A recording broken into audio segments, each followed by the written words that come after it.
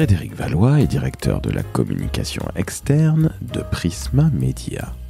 Mais dans ce premier épisode en sa compagnie, nous n'allons pas parler de Prisma Media, mais plutôt de sa carrière de speechwriter. Et vous allez voir que c'est un véritable passionné d'écriture qui a appris à travailler sous pression, c'est peu de le dire dans la politique, et qui écrit vite, très très bien. Je peux vous le garantir, cela n'a rien à voir avec du copywriting comme on l'entend sur LinkedIn.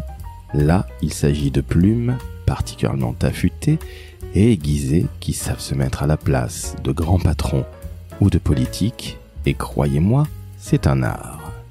Je suis Laurent François, fondateur et dirigeant de l'agence Maverick, et je vous avoue que nous devions rester un petit peu plus longtemps lors de cet épisode avec Fred, mais son emploi du temps de ministre, c'est bien le cas de le dire, nous amènera à très vite nous revoir pour justement parler, dans une seconde partie, de son job de DIRCOM chez Prisma Media, dont vous connaissez évidemment des marques comme le Harvard Business Review, National Geographic, Femme Actuelle ou Capital. Très très bonne écoute en compagnie de Frédéric Valois, directeur de la communication externe de Prisma Media.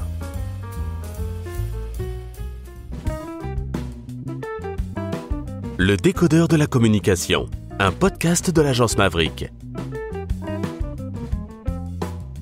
Salut Frédéric. Salut Laurent. Comment ça va ? Très bien et toi ? Eh ben écoute, ça va très bien. Alors écoutez, chères auditrices, chers auditeurs, il fait un temps comme à Rennes qui est absolument abominable. Donc je suis à deux doigts d'appeler Monsieur Retailleau, notre nouveau ministre de l'Intérieur. Le temps est abominable, mais comme on dit, interview pluvieuse, interview heureuse. Parce que je reçois un véritable badass, si je puis dire, Monsieur Frédéric Valois, qui est directeur de la communication de Prisma Media. Tu as vu ça rime, t'as vu ça ? Oui, tout à fait. Oh, c'est Bravo. superbe. Sincèrement, Frédéric, je suis ravi d'être là parce que tu as un parcours de tueur en série qui est absolument incroyable. On va en parler. Tu es directeur de la communication de Prisma Media, mais tu vas te présenter évidemment. Mais tu as aussi des fonctions plus opérationnelles ou encore plus opérationnelles, avec le HBR, Harvard Business Review, le National Geographic. Si vous ne connaissez pas, vous googlisez et vous vous cachez surtout. Mais bref, je te laisse te présenter en quelques mots s'il te plaît. Très bien. Ravi de t'accueillir, Laurent. Effectivement, météo capricieuse. C'est une honte. Mais interview heureuse et je suis très ravi de t'avoir avec moi. Merci beaucoup. Effectivement, tu m'as déjà très bien présenté. Je m'occupe de la com externe de Prisma Media et à côté de ça, effectivement, j'ai la charge de faire rayonner deux très belles marques, deux très beaux magazines que sont Harvard Business Review et National Geographic. Prisma Media, pour celles et ceux qui connaissent pas, parce qu'on connaît les marques, on vient d'en citer 3. Mais quels sont les autres titres ? Parce que vous avez bien compris, c'est un groupe de presse. Et je le dis par avance, je dévoile un petit peu, je déflore. Frédéric adore écrire. Ah ben c'est étonnant dans un groupe de presse, tiens. Mais alors, parle-nous un petit peu des marques. C'est qui les marques de Prisma Media ? C'est beaucoup de marques, beaucoup d'auditeurs, je pense, connaissent parce que lisent les magazines ou vont sur les sites de ces marques.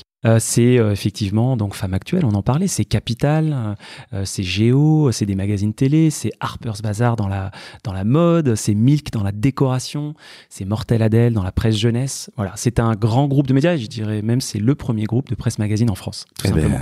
Félicitations. Alors, ça fait partie du groupe Vivendi ? Oui, absolument.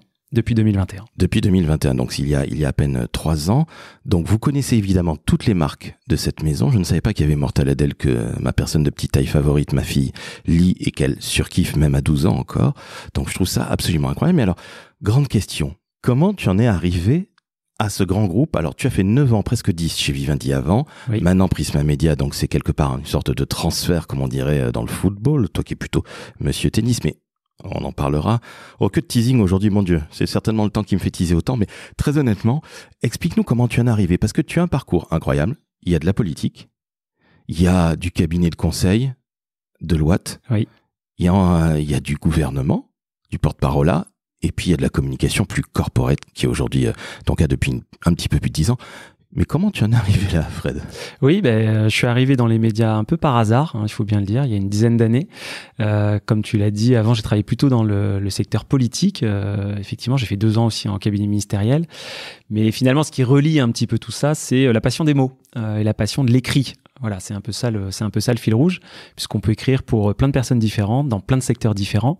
Et je pense que dans la communication et dans les médias, c'est un secteur dans lequel on peut s'exprimer lorsqu'on aime l'écrit. Donc finalement, c'est peut-être pas tant un hasard que ça. Ça n'est absolument pas un hasard. ce n'est pas pour rien que tu es aujourd'hui dans le plus grand groupe de presse français, avec ces magnifiques titres dont on vient de parler. Tu aimes écrire, mais qu'est-ce que tu fais comme formation? Sciences Po, c'est ça? Oui, Sciences Po, ouais. Oui, effectivement. Après, il y a d'autres formations qui mènent à l'écrit. Sciences Po en est une. Il y a évidemment les normaliens, mais il y a aussi des écoles de commerce, il y a aussi des facs, tout simplement.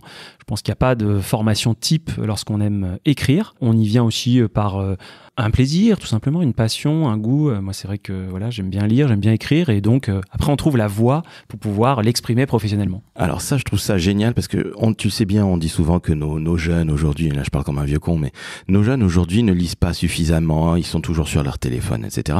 Je n'y crois absolument pas. Que les jeunes soient sur leur téléphone, oui. Il y a même Inoxtag, tu as vu, qui a fait Kaizen, qui dit décrocher alors qu'il a un sponsor qui est Orange. Tout à fait. Merci les garçons, c'était une bonne idée, mais en tout cas je trouve que c'est plutôt bien ce qu'il porte comme message, ce jeune homme que j'ai eu le plaisir de rencontrer. Ma fille était très contente de faire une photo avec lui, mais il dit justement déconnectez-vous, et je suis intimement convaincu qu'il y a encore aujourd'hui et qu'il y en aura dans les siècles à venir des jeunes qui adorent écrire, qui adorent lire ces vieux métiers, ou en tout cas ces vieilles passions entre guillemets. Frédéric, t'es bien d'accord que la lecture n'est pas morte? Non, la lecture n'est pas morte, pas du tout. Et ça m'est arrivé de croiser des personnes relativement seniors qui aimaient pas écrire et qui écrivaient pas très bien. Et à l'inverse, de croiser des jeunes qui aimaient écrire et qui écrivaient très bien. Je pense pas que, enfin, je suis pas adepte de ce discours un peu générationnel. Je pense que voilà, chaque génération a ses qualités et ses défauts. Alors oui, il y a une réalité malgré tout, c'est les écrans qui malgré tout sont là. Mais j'allais dire, nous aussi, on est tombé dans cette marmite. Les générations d'après, on s'y est mis aussi. Donc non, moi je crois pas à ça. Et d'ailleurs, voilà, je rencontre plein de jeunes qui veulent faire de la communication, veulent écrire, et les deux marchent très bien ensemble. Donc voilà, pourquoi pas. Non, mais même dans la communication, le talent n'attend pas le nombre des années. Absolument. La valeur n'attend pas le nombre des années, comme disait Corneille ou... C'était Corneille? Oui, pardon, excusez-moi. Bon, j'ai voulu faire le mec qui avait beaucoup lu dans sa vie, et je suis passé pour un guignol. Alors, tu rentres chez Deloitte à un moment. C'est la première question que je t'ai posée en off parce que je ne comprenais pas. Tu es resté quasiment 3 ans chez Deloitte. Comment tu y es arrivé? Parce que Sciences Po, si j'ai bien compris, tu passes des concours, pas nécessairement réussi, et tu te dis je vais quand même aller bosser peut-être de l'autre côté pour aider le service public. Donc tu as ce sens du service public chevillé au corps et au cœur. Oui, d'ailleurs j'ai fait Sciences Po en grande partie pour ça, pour les concours de la haute fonction publique. Il se trouve que j'en ai passé un certain nombre et que j'en ai pas, en tout cas j'ai pas eu ceux que je souhaitais, et donc voilà, j'avais pas envie de m'acharner dans cette voie. J'ai eu beaucoup de camarades à l'époque qui se sont un peu cassés les dents sur la préparation au concours, et moi je me suis dit qu'il fallait bifurquer assez vite, tenter sa chance ailleurs. Et effectivement, le conseil, parce qu'on fait du conseil en secteur public, je voulais rester dans le secteur public, c'était possible. Et donc, voilà, je suis allé chez Deloitte, effectivement, pour faire du conseil pour des administrations publiques, que ce soit des collectivités, des administrations centrales, des institutions européennes. Voilà, on peut faire du conseil pour plein d'acteurs différents dans la sphère publique. On est tout à fait d'accord, et je le dis et je le redis, la communication publique n'est pas la Ligue 2 de la communication. Tu es dans le privé depuis un certain temps, mais comprenez bien, chers auditrices et auditeurs, Prisma Média, ça n'a rien à voir avec une communauté d'agglos ou une commune ou une ville tout simplement. Mais la com publique, c'est absolument sensationnel. C'est une ville, c'est plus beau qu'une marque, et les plus grandes marques n'ont pas autant de choses à faire que les villes. Donc, vous voyez, vous avez un homme qui est hybride face à moi, et vous allez voir qu'il en a sous le capot, si je puis dire, et que ça tabasse. Mais nous parlerons de Roger Federer après, un ami à toi, un ami intime. Si seulement. 3 années chez Deloitte, et puis, à un moment, tu bascules, tu arrives dans le milieu politique, alors qu'il t'a toujours plu, la preuve en est, Sciences Po, bon, on tombe rarement là-dedans par hasard ou par hasard. Explique-nous cette histoire de porte-parole-là.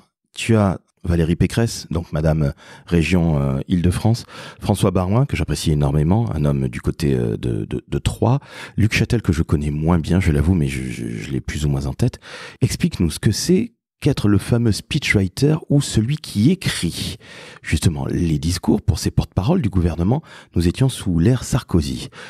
Oui, alors en fait, on est une petite équipe de conseillers écrivants et on écrit pour le porte-parole du gouvernement. C'était il y a 10 ans et ça me paraît une éternité quand on voit aussi la vitesse à laquelle la vie politique a changé, la vitesse aussi à laquelle les médias vont aujourd'hui. On trouvait ça déjà rapide il y a 10 ans. Les réseaux sociaux émergeaient à peine, les chaînes d'information en continu montaient en puissance. On avait déjà l'impression de vivre un peu cette bascule du tempo politique. Et donc, au porte-parole là, notre travail, c'était d'alimenter le porte-parole ou la porte-parole en éléments de langage toute la journée, j'allais dire en continu, pour que il ou elle puisse s'exprimer correctement sur les sujets auxquels il était amené à répondre. Et donc, voilà, c'est un travail de tous les instants. C'est une fonction qui est très exigeante et qui l'est encore plus, je pense, aujourd'hui. Je serais curieux de savoir aujourd'hui comment fonctionne le porte-parole du gouvernement, mais ça doit fonctionner et tourner encore plus vite. Mais déjà à l'époque, on avait ressenti cette espèce d'urgence à devoir travailler rapidement, à devoir coller à l'actualité au plus proche. On était un peu à la bascule déjà entre deux mondes, je trouve. Et je pense que les chaînes d'infos continues et les réseaux sociaux ont profondément changé la donne. Ça a explosé l'espace-temps. Tu as sorti un mot-clé qui est les EDL, les éléments de langage, justement. Tu vois, j'avais fait déjà la contraction. Oui. Ces fameux éléments de langage, est-ce que tu peux expliquer à nos auditrices et auditeurs ce que c'est? Parce qu'on l'entend énormément dans justement tous les médias qui parlent de politique, alors que moi je suis avec grand intérêt parce que j'aime ça sans être encarté, et peu importe d'ailleurs qu'on le soit ou pas. Mais les EDL, les fameux éléments de langage, comment on fait? Parce que c'est un travail où tu as les antennes toujours en action. T'as les neurones qui sont toujours en train de bosser, tu dois recevoir, j'imagine, des emails, des appels à n'importe quelle heure du jour ou de la nuit, pour que le porte-parole puisse travailler. Oui, mais tu as raison, on en a parlé beaucoup, on en parle beaucoup encore, et souvent en mal. C'est-à-dire quand on parle d'éléments de langage, on pense tout de suite à cette espèce d'appauvrissement de la parole politique, cette espèce de côté aseptisé, de paroles qui ne portent plus, et dont on essaie de détricoter un peu les ressorts. En réalité, les éléments de langage... c'est deux choses. C'est d'abord, j'allais dire presque dans son sens premier, des punchlines un peu, c'est-à-dire des formules. C'est-à-dire qu'on essaie de trouver des formules qui vont faire mouche médiatiquement. Ça, c'est un travail qui demande un peu d'ingéniosité. Il faut essayer de trouver la formule qui va frapper un peu les esprits. Et puis, les éléments de langage aussi, en tout cas au porte-parole, c'était aussi ça. Ce sont des argumentaires, c'est-à-dire des différents points qui permettent d'exprimer la position du gouvernement sur un sujet donné. Donc, sujet de relations internationales, sujet de société, sujet régalien. C'est-à-dire c'est une sorte de fiche prête à l'emploi qui permet au porte-parole, et d'ailleurs à d'autres ministres, accessoirement, de pouvoir s'exprimer sur un sujet. Parce qu'il faut bien savoir que lorsqu'on est porte-parole, on est amené à engager la parole du gouvernement sur tous les sujets. Tous les sujets, c'est-à-dire donc quelque chose de vaste, d'immense, et surtout, c'est ce que tu disais tout à l'heure, de très évolutif. L'élément de langage, tu l'écris le matin, le soir, il a déjà changé. Peut-être même d'ailleurs, entre-temps, il a déjà changé. Et donc, ce sont des argumentaires, des bribes de discours qu'il faut constamment amender en fonction de l'actualité, parce que l'actualité évolue vite, et que donc l'élément de langage évolue vite avec elle. C'était il y a 10-15 ans. Tu l'as dit très justement, aujourd'hui ça va encore plus vite. Sincèrement, déjà à l'époque, comment tu faisais? Parce que ce que tu dis, ça évolue en temps réel. Je me demande comment tu as fait pour ne pas devenir cinglé. Alors tu as certainement pratiqué beaucoup le tennis si tu avais le temps, j'imagine. Plus trop à cette époque. Plus trop, je m'en doutais. Vous avez bien compris, en fait, je vous le dis maintenant. Frédéric a écrit un bouquin sur Roger Federer et on va évidemment en parler. Ne vous inquiétez absolument pas parce que c'est quelqu'un que j'apprécie, Federer, même si malheureusement je ne suis plus le tennis, mais je reviens à ce porte-parole-là et cette écriture de discours. Mais honnêtement, c'est un truc qui rend cinglé. Entre toi et moi, maintenant ça fait 15 ans.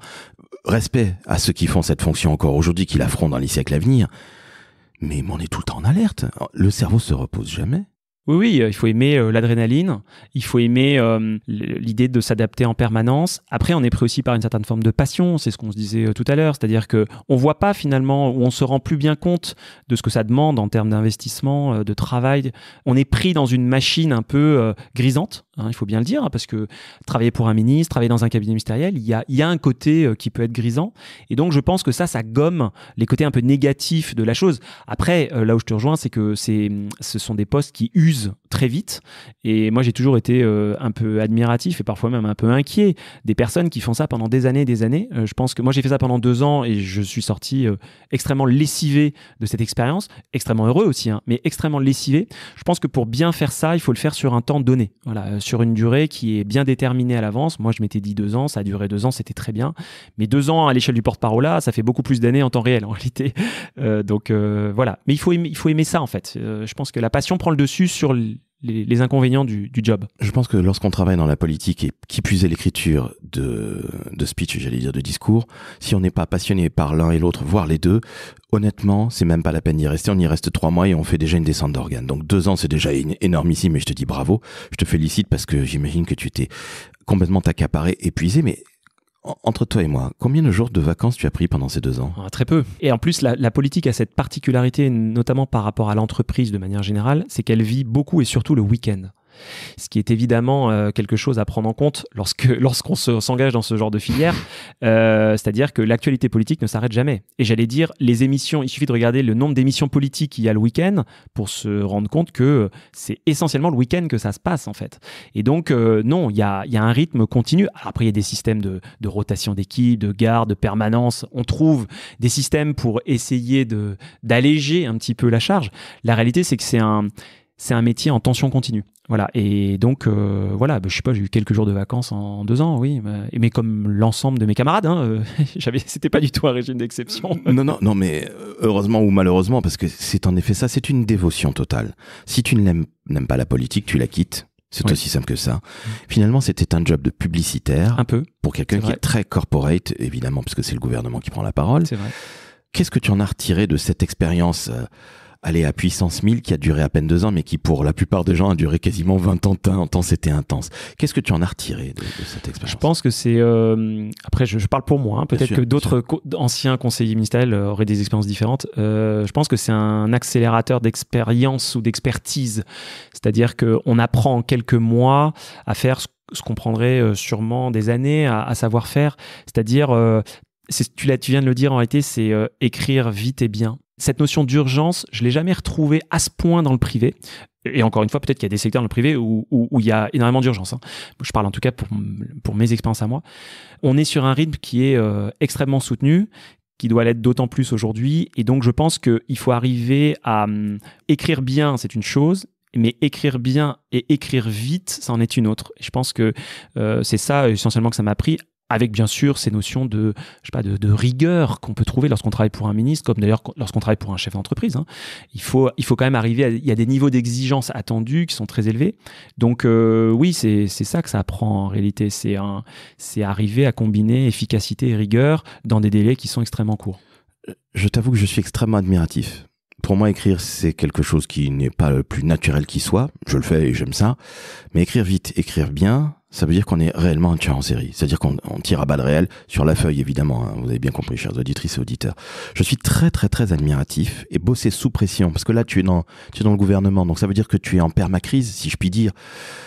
Est-ce que ça, c'est pas finalement ça aussi l'énorme kiff de cette expérience que tu as eue et cette expertise que tu as acquise en 2 ans à peine?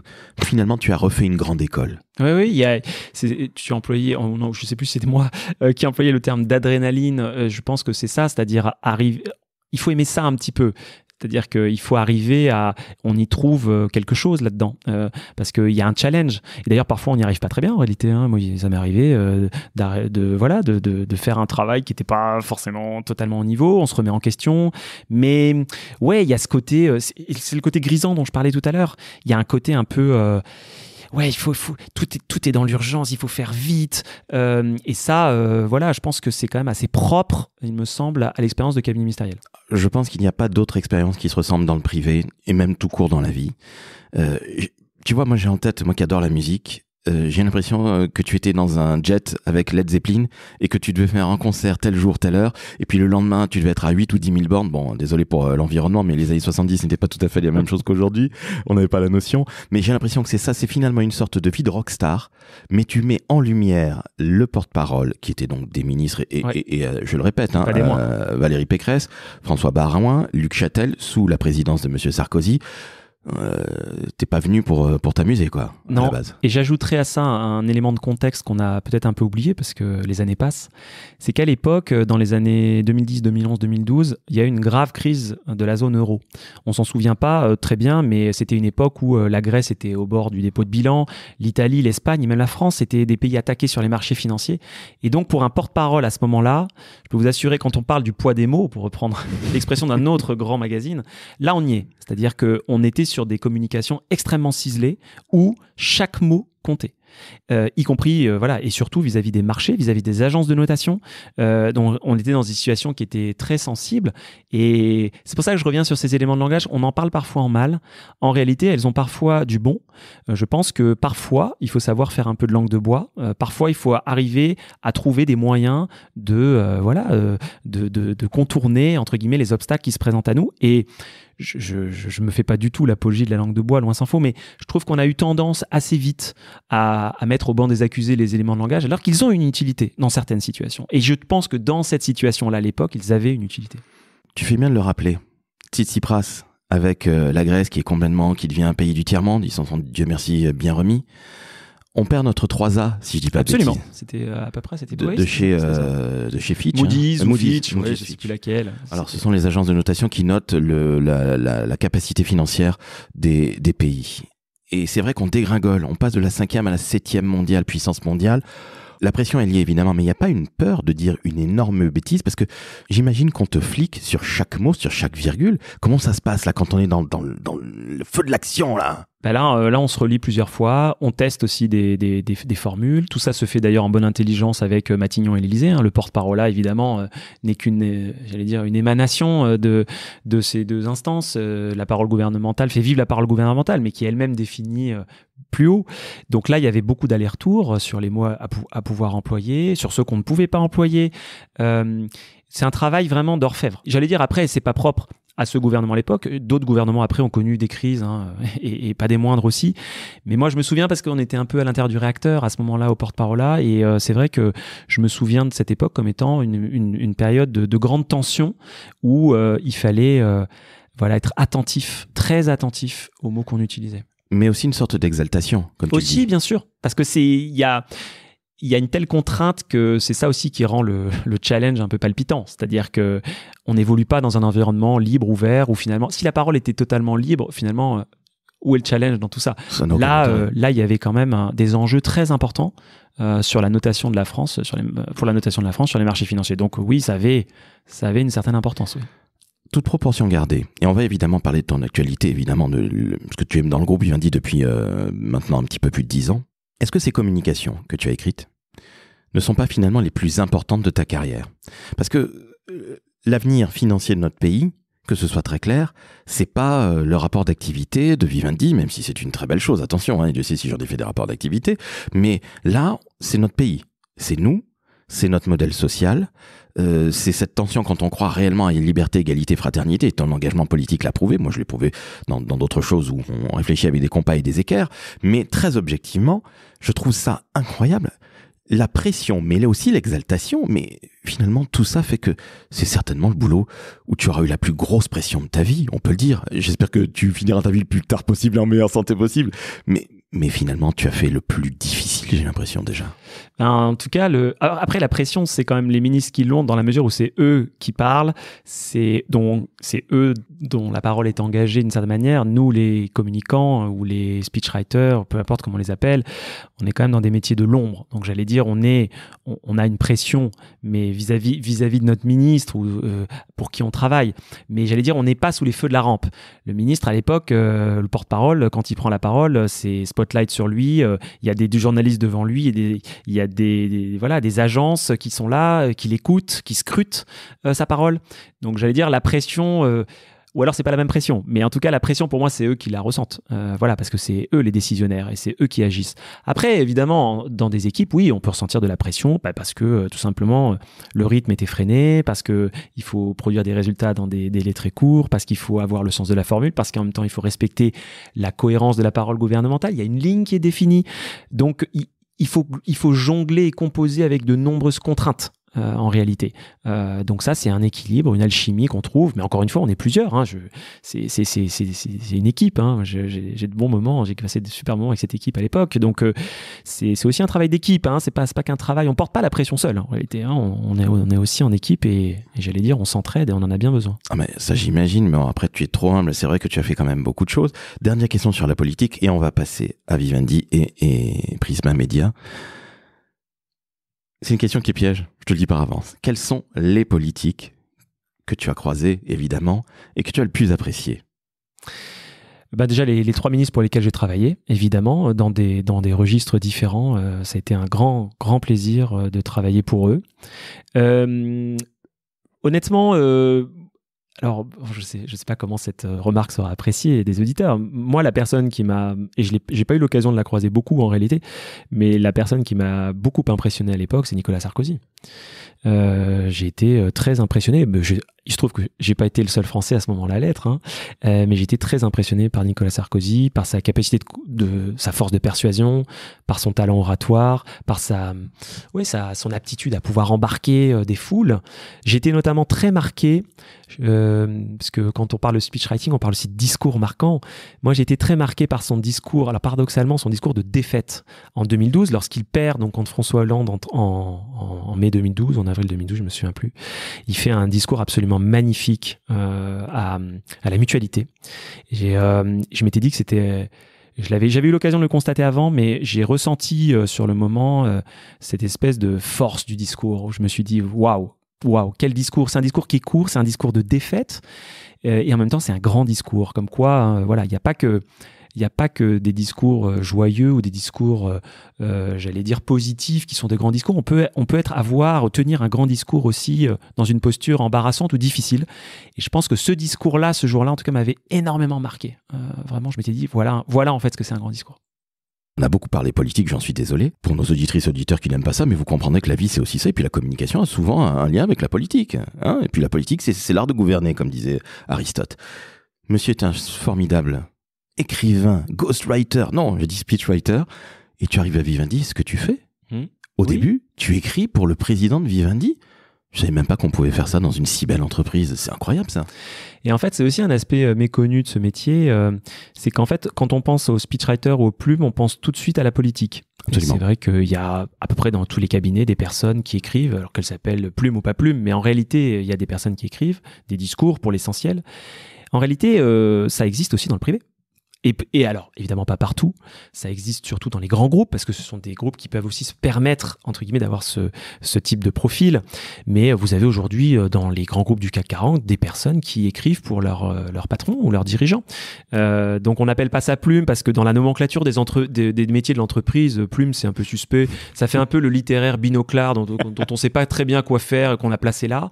Mais la réalité, c'est qu'il y en a quand même un certain nombre. Et d'ailleurs, j'en profite pour saluer la Guilde des plumes, qui est un réseau de professionnels entre guillemets qui écrit ou qui écrivent dans des structures privées, qui s'est constitué pour un petit peu partager les bonnes pratiques, parce que parfois quand on est plume, on est un peu solitaire, on écrit dans son coin, et c'est intéressant de pouvoir aussi confronter des expériences d'écriture.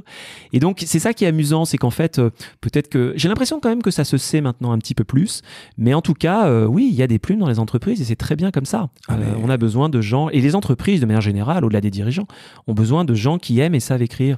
Je pense que c'est un peu la revanche des littéraires après l'heure. On a longtemps favorisé les parcours et les filières scientifiques. Exactement. Et économiques, et je pense que les littéraires ont tout à fait leur place dans l'entreprise. Ils l'ont montré. Alors souvent ils sont rattachés à la communication, parce que je pense que quand on écrit, on fait de la communication en réalité. Mais ça existe. Voilà, il faut le savoir, et ce sont aussi alors c'est évidemment des métiers de niche, hein, mais quand même ça existe, et ce sont maintenant des métiers, il me semble, qui sont installés, en tout cas dans les grands groupes. Absolument. Alors j'imagine, je pense au CAC 40 évidemment, avec Vivendi entre autres. Peut-être qu'il y en a chez Orange, je ne sais pas. C'est la première à laquelle je pense de ces magnifiques entreprises. Quelle est la différence avec la politique ? On est moins speed, je suppose. Il y a peut-être plus de temps mort. Alors le terme n'est pas temps mort, mais en tout cas c'est peut-être moins dense. Oui, tu as raison. Un ministre, il s'exprime beaucoup. Donc il y a un rythme de discours qui, de fait, est assez soutenu. Un patron ou une patronne d'entreprise peut être amené à prendre la parole, bien sûr, mais c'est souvent moins fréquent. La surface d'exposition est souvent moins importante. On parle souvent à des communautés, hein. Ça peut être des actionnaires, si c'est des grands groupes, ça peut être des investisseurs, des journalistes, mais des salariés aussi, bien sûr. On parlait aux salariés de l'entreprise. Et les formats aussi, il me semble, sont un peu différents. Je pense qu'en politique, le support roi, c'est le discours. En entreprise, il y a du discours, mais il y a autre chose. On peut écrire plein d'autres choses. On écrit des rapports annuels, on écrit des notes, on fait des plaquettes. Il me semble que les formats sont beaucoup plus divers dans l'entreprise et le discours moins prégnant. Mais j'ai envie de te dire, fondamentalement, il n'y a pas tant de différence que ça. En tout cas, dans l'écriture du discours, quand on écrit pour un ministre, quand on écrit pour un chef d'entreprise, fondamentalement, on respecte à peu près les mêmes règles. Et j'ai envie de dire, on a un peu le même objectif, c'est de persuader le public qui est devant nous. Voilà, c'est tout. Ça reste, à mon avis, une règle d'or. C'était qui le patron ou les patrons de Vivendi auprès desquels tu as travaillé ? Alors, moi, j'ai travaillé pour, ça commence à quelques années, Jean-François Dubos. J'ai travaillé pour Arnaud de Puyfontaine, qui est toujours d'ailleurs aujourd'hui le président du directoire de Vivendi. Donc, des personnalités remarquables avec qui j'ai aimé travailler. Voilà, alors aujourd'hui, je m'en éloigne un peu. Je fais moins de speech, je fais moins de speechwriting, mais c'est une expérience qui est assez intéressante. Et aussi d'un point de vue humain, parce que quand on écrit pour quelqu'un d'autre, ce qui est aussi une particularité du speechwriting. On n'écrit pas pour soi. Et ça demande aussi un peu de connivence humaine, intellectuelle aussi, j'espère, professionnelle. En tout cas, il faut avoir un minimum d'empathie et de respect pour la personne pour qui on travaille, parce que sinon, c'est pas très drôle. Eh ben, on est bien d'accord, Fred. Explique-nous, tu sais, tous ces ghostwriters qui pullulent sur LinkedIn, qu'on voit un petit peu moins fort heureusement. Tu sais, les types qui ont l'impression d'avoir inventé l'écriture. Ils ont écrit comment écrire un speech ou quelque chose d'autre. Mais ce que je trouve incroyable, c'est que là, tu as parlé. On a parlé de la politique, c'était l'actualité, il fallait tabasser et tu étais tabassé, tu étais vraiment dans une machine à laver et c'est sensationnel et je dis bravo à tous ces gens qui écrivent des discours. Et en entreprise, finalement c'est pas si différent que ça, c'est peut-être un rythme un peu moins effréné mais le rythme est quand même extrêmement élevé. Oui. Comment tu fais pour écrire à la place de ce très très grand patron que tu as eu ou ces grands patrons que tu as eu chez Vivendi? Tu les rencontres? Tu discutes avec eux, tu vas prendre un café, tu vas prendre des notes. Parce que se mettre à la place de l'autre, c'est ce qu'il y a de plus difficile dans la vie. Oui. Comment tu fais ? J'écris pas à la place, c'est-à-dire que je fais une proposition et ensuite, c'est évidemment la personne qui parle qui se la réapproprie. Pour moi, c'est ça un cheminement. Après, la difficulté qu'on a souvent, mais que les plumes rencontrent de manière générale, que ce soit d'ailleurs en politique ou en entreprise, c'est qu'on aimerait toujours avoir des temps d'échange plus importants avec la personne pour qui on écrit. Dans les faits, c'est compliqué parce que pas le temps. On parle d'agenda de ministre, mais c'est la même chose pour des patrons d'entreprise. Donc, c'est pour ça qu'il faut essayer de bien les connaître au départ pour pouvoir, entre guillemets, supposer ce qu'ils diraient. C'est-à-dire que plus on les connaît, plus on sait quelles sont, je sais pas moi, leurs manies, leurs marottes, leurs faiblesses, leurs points forts. Et bien sûr aussi, plus on connaît l'entreprise. C'est pour ça que pour moi, ça demande du temps en réalité de pouvoir bien écrire pour quelqu'un, parce que c'est un travail d'acculturation en fait. Et je pense qu'au bout d'un moment, quand on connaît bien la personne, on peut écrire pour elle parce qu'on la connaît. En tout cas, on se dit, tiens, voilà, je pense que elle dirait ça comme ça, ou elle dira ça plutôt comme ça. Et évidemment, après, ce qu'il faut bien garder en tête, c'est que le travail de speechwriter s'arrête là. Une fois que la personne dit le discours, c'est son discours à elle. C'est-à-dire qu'elle se le réapproprie, elle le dit comme elle veut. D'ailleurs, parfois, elle saute des passages, elle rature des lignes, elle improvise. Donc, le discours ne vit après que par la personne qui parle. Le speechwriter a été là pour faire le travail de préparation, donner un cadre, donner éventuellement quelques formules aussi, parfois. Mais j'allais dire, après, l'orateur est libre.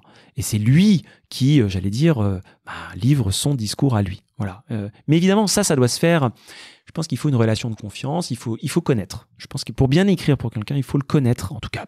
Pas forcément dans les recoins les plus intimes de sa vie, mais il faut le connaître suffisamment en tout cas pour se dire ok, je dirai ça comme ça, je l'écrirai comme ça, je commencerai mon discours comme ça, je le finirai comme ça, etc., etc. Je pense que c'est un atout. Après, ça c'est dans un monde idéal, parfois c'est plus compliqué, mais bon, je pense qu'avec le temps on y arrive. Il faut beaucoup de psychologie finalement. Oui, il faut de la psychologie, oui, tout à fait. Et j'ajouterai une chose que j'ai pas dite qui me paraît importante, c'est que quand on écrit pour quelqu'un, on se place. Alors, on essaie de se mettre à sa place, mais il faut aussi qu'on essaie de se mettre à la place de la personne qui va l'écouter. Donc, en réalité, c'est ça aussi. C'est-à-dire c'est une sorte de double, je sais pas comment l'appeler, une double projection. C'est-à-dire que c'est comment je le dirais si j'étais lui, le connaissant, et comment j'aimerais qu'on me le dise en tant que public. Sachant que le public, on ne dira pas la même chose selon qu'on s'adresse à un salarié, à un actionnaire, à un journaliste, etc. C'est pour ça que les discours ne sont pas forcément transposables d'une sphère à une autre. Il faut toujours une patte, une dose d'adaptation, parce que, encore une fois, on ne dit pas les mêmes choses avec les mêmes mots selon les publics auxquels on s'adresse. Je pense que ça, c'est assez aussi important à prendre en compte. Exactement, et c'est la question que j'allais te poser, quel talent, bravo. Parce qu'on n'écrit pas aux actionnaires, comme on écrit aux collaboratrices, aux collaborateurs, comme on va parler à un journaliste, peut-être des Échos, quand on va parler finance. C'est pas parfois difficile, ou au contraire, est-ce que c'est justement ça, ce côté caméléon, qui est le kiff absolu de cette écriture de texte? Parce que, allez, speechwriting, c'est très bien, mais finalement, on écrit des textes pour des gens et pour qu'ils soient lus, tu viens de le dire à l'instant même. Oui, absolument. Il faut, c'est aussi un métier de l'ombre, speechwriter, donc il faut pas avoir d'ego. Et je dis ça aussi par rapport aux corrections qu'on peut apporter sur un discours, parce que la première version est jamais, ou peut-être même, oui, non, je pense qu'elle est jamais la bonne. Donc il faut aussi accepter d'être critiqué, d'être challengé sur son travail. Donc pour ça, je pense qu'il faut mettre un peu son ego de côté. Mais tu as raison, je pense, sur le fait qu'il y a quand même quelque chose d'assez sympa à aller écrire pour d'autres. Moi, je trouve que c'est finalement quelque chose d'assez sympa et peut-être même d'assez noble. Après tout, voilà, ce sont des personnes qui sont très occupées et si on peut les aider dans leur travail, tant mieux. Je pense que moi, en tout cas, j'ai pris beaucoup de plaisir à écrire pour d'autres et je pense que, ouais, encore une fois, c'est quelque chose de... Moi, j'aime bien ça. Il faut aimer l'humain, en fait. C'est ça, en fait, fondamentalement. Il faut aimer les gens pour qui on travaille de manière générale et pour qui on écrit accessoirement. Tu es en plus de 200 épisodes dans le privé, hein. Je dis bien dans le privé, tu es la première personne à me dire communication égale humain. C'est évident pour tout le monde, hein. Alors c'est peut-être pour ça que peu de mes invités me l'ont dit. C'est surtout dans la com publique, tiens, comme on l'a dit, le sens du service public. Et toi qui es hybride, un peu comme Fred Fougerat, un autre Fred, oui. un autre Fred très bien comme toi, tu es le premier à me le dire dans le privé. Je suis extrêmement heureux de ça. Je dis toujours que ça fait 25 ans que je fais ce beau métier en agence de communication. Je me suis jamais rappelé de plus de 3 marques avec lesquelles on bosse. Ça fait bientôt 15 ans chez Maverick et puis 10 ans ailleurs, dont Publicis. Par contre, je me souviens de tous les prénoms des enfants de mes clients. Mais merci Fred de rappeler que l'humain dans notre métier, putain, c'est ça le kiff. La stratégie, c'est beau. Les moyens, c'est beau. Et puis on a de moyens, mieux c'est normalement. Mais l'humain, bon sang, finalement, on bosse pour des gens. On bosse avec des gens et on communique auprès de gens qui sont extrêmement diversifiés. C'est quand même ça le secret de la vie, non? Très bien résumé. Alors la communication n'a pas le monopole humain, je pense qu'il y a d'autres professions, et heureusement, qui en font une valeur cardinale, mais je pense que pour faire de la communication, oui, il faut aimer l'humain. Alors chers auditrices et auditeurs, sachez qu'il est 16h26 à l'heure où je suis en train de parler et que Fred a une réunion. Donc Fred, ce que je te propose, on termine cette première partie à l'instant même, tu reviens, je reviens. Si tu en es d'accord, si Plaisir. On se trouve évidemment un créneau. Et là, on va parler de ton job de DIRCOM parce que là, on s'est arrêté à Vivendi où tu étais speechwriter et à la communication interne. Mais ce que je te propose, c'est qu'on parle de Fred le DIRCOM dans un second épisode. On parlera également de Roger Federer et puis on parlera aussi de cette spécificité qui est la tienne, qui est absolument incroyable. Je ne l'ai jamais vue ailleurs. C'est que monsieur est le boss des marques Harvard Business Review et National Geographic en France. Et on pourra peut-être parler de la relation entre communicants et journalistes. Et ben justement, nous sommes presque au cœur de ce sujet. Mais quel talent, parce que j'allais te poser la question, mais vu que le temps nous manque, et ben tu sais quoi, c'est très bien, comme ça tu viens 2 fois, c'est ce qu'on appelle avoir du talent. Alors, je te remercie Fred, c'était absolument passionnant. Ça marche. Ciao, ciao.